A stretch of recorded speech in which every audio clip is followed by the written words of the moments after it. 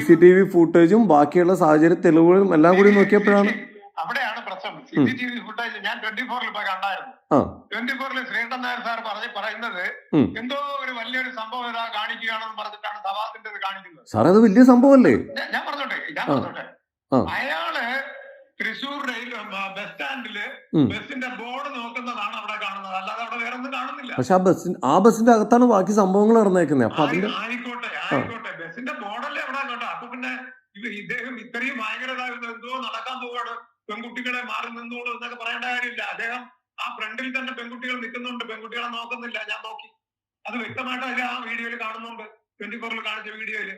അപ്പൊ അവിടെ ബസ്സിനകത്ത് കയറിയിട്ട് എന്ത് നടന്നു, അതിലെന്തെങ്കിലും തെളിവുണ്ടോ, ഈ പറയുന്ന സത്യാവസ്ഥയുണ്ടോ, ഈ പെൺകുട്ടികളും ഈ നേരത്തെ ആരോപിച്ച പെൺകുട്ടിയുമായിട്ട് എന്തെങ്കിലും ഇവർക്ക് കണക്ഷൻ ഉണ്ടോ എന്നുള്ള കാര്യങ്ങളൊക്കെ അന്വേഷിക്കണം.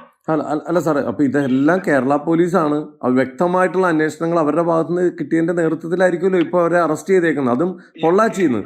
എന്റെ പൊന്നെ, ഈ പറയുന്നതൊക്കെ നമുക്ക് വിടാം. കാര്യം ഞാന് ഈ ഇടയ്ക്ക് ഒരു പരാതി കൊടുത്തിട്ട് പോലും നടപടി ഉണ്ടാവാത്തൊരു കേസാണ്. ഞാൻ കൊടുത്തിട്ട് പോലും നടപടി ഉണ്ടായില്ല. പക്ഷെ എന്റെ ഭാര്യ വീട്ടുകാർ കൊടുത്ത നടപടി ഉണ്ടാവും.